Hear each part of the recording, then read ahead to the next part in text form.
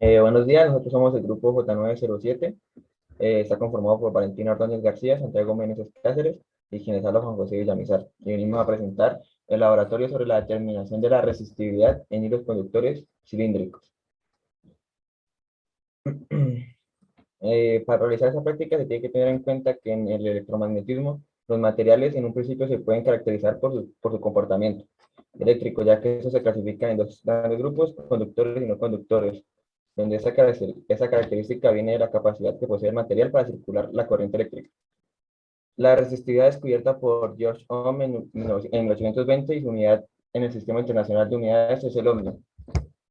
La resistividad hace referencia al punto específico del material, así que lo que se busca definir es la densidad de corriente en el material resistivo causada por el campo eléctrico en algún punto.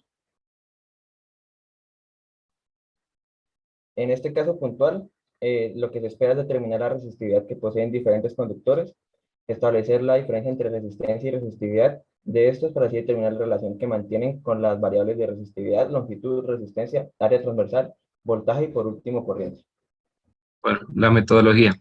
Los pasos seguidos en esta práctica se exponen a continuación a partir de una lista numerada. Primero, se realizó una investigación sobre la resistividad para materiales como el aluminio, grafito, plata, cobre y oro. Se empleó el simulador brindado por The Physics Aviary, en el cual se tomaron dos tipos de datos en un primer momento, datos de resistividad para el níquel y el oro, variando el diámetro y tomando una longitud constante. Y por otro lado, usando el mismo simulador, se tomaron nuevamente datos de resistividad, variando la longitud y tomando un diámetro constante. Seguido a esto, se organizaron los datos en tablas y se realizaron los respectivos gráficos que muestran la relación entre la resistividad, el área, la longitud y el diámetro. Y finalmente, usando otro simulador, también ofrecido por el mismo, se realizó la toma de datos como el voltaje, área y la corriente de modo que a partir de estos se pudiera determinar la resistencia. A continuación de esto se realizaron los gráficos que relacionan las tablas del anterior simulador y como siguiente paso se realizó el respectivo ajuste lineal para las gráficas lineales. Y finalmente se realizó el error porcentual para las resistividades.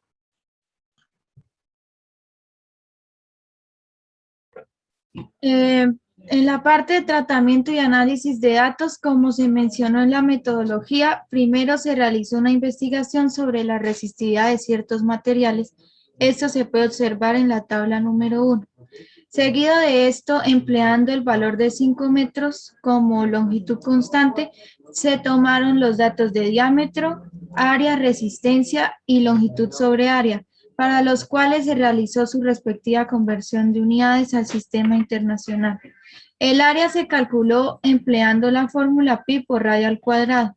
El radio, pues, cabe aclarar que se calcula dividiendo el diámetro en 2. Allí se pueden observar las gráficas del comportamiento que presentan estos datos. Seguido de esto, como pues, segundo momento, se tomó un diámetro constante como 1 milímetro y se tomaron nuevamente datos de longitud, resistencia y longitud sobre área para así plantear sus respectivas gráficas. A continuación, se tomó datos de resistencia indirecta utilizando la ley de Ohm, para lo cual se tomó una corriente de 1 amperio como magnitud constante y se variaron los voltajes y las áreas. La ecuación que se utilizó fue el voltaje sobre la corriente. Seguido de esto se muestra el gráfico de la relación entre la resistencia indirecta y longitud sobre área. Y a continuación se realizó el ajuste lineal para todas las gráficas que muestran un comportamiento pues lineal, con el fin de que al hallar la pendiente se pueda determinar la resistividad de los respectivos materiales. Como se observa en el documento, se halló la pendiente para el último caso y se obtuvo el valor de 4.68 por 10 a la menos 8. En la tabla 8 se puede observar los demás resultados para las gráficas 5, 6, 9 y 10, donde se obtuvieron pues sus respectivas resistividades. A continuación se realizó el error teórico comparando el valor pues teórico de la resistividad del nicromo y del oro con el valor experimental obtenido anteriormente. Y en la tabla 9 se puede observar que los errores son menores al 5%.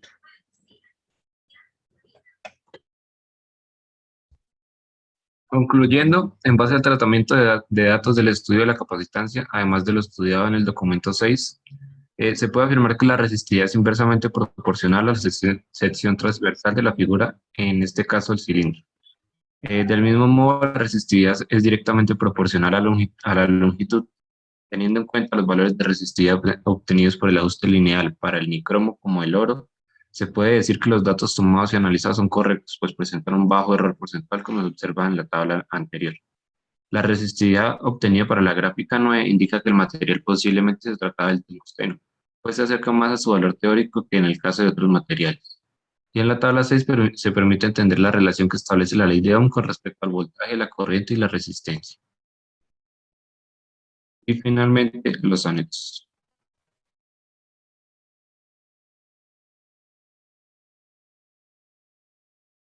Muchas gracias.